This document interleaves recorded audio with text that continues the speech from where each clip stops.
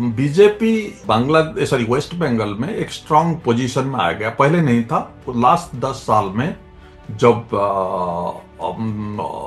Mamata Banerjee chief minister है, लेकिन second जो अपोजिशन है वो बीजेपी है, और बीजेपी का बहुत अच्छा पोजीशन भी वहां पे है।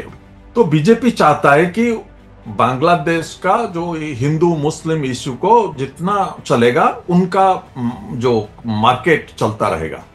तो ये इसीलिए आप देखिए, जब से शेख हसीना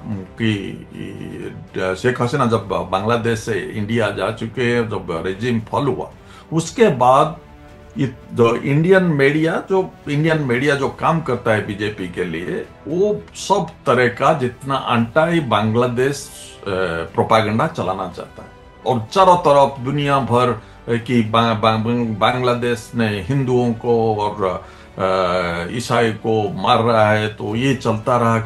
लेकिन बांग्लादेश का जो ये हिंदुओं के ऊपर जो अटैक था, वो हिंदुओं के ऊपर अटैक बहुत कम हुआ था, और हिंदुओं के ऊपर अटैक बहुत दिन से चल रहा है। ये कोई शेख हसीना के टाइम में भी बहुत चल रहा था, ये कोई नया बात नहीं है।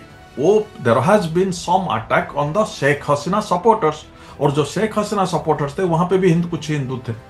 तो लेकिन ये चीज को आप देखिए, लास्ट 6 महीना से इंडियन मीडिया का जो फोकस जो पहले था कि एंटी पाकिस्तान होना है, अभी एंटी बांग्लादेश हुआ है। और वही चीज है जो हिंदू मुस्लिम डिवाइड इंडिया में करके, और जिसको फायदा बीजेपी को हो।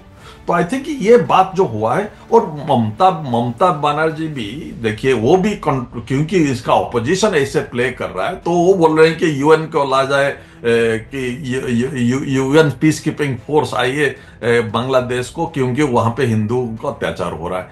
ये सब कोई मतलब ये जो बात है, ये सब पॉलिटिकली वो कर रहे हैं इंडिया में। हिंदुओं का ऊपर, जो बांग्लादेश में जो हिंदू है उनके लिए कोई भी रो नहीं रहा है, अपना पॉलिटिक्स के लिए वो काम कर रहे हैं इंडिया में, और बीजेपी वही कर रहा है। मज़ीद न्यूज़ अपडेट्स और डिजिटल स्टोरीज के लिए सब्सक्राइब करें डॉन न्यूज़ पाकिस्तान।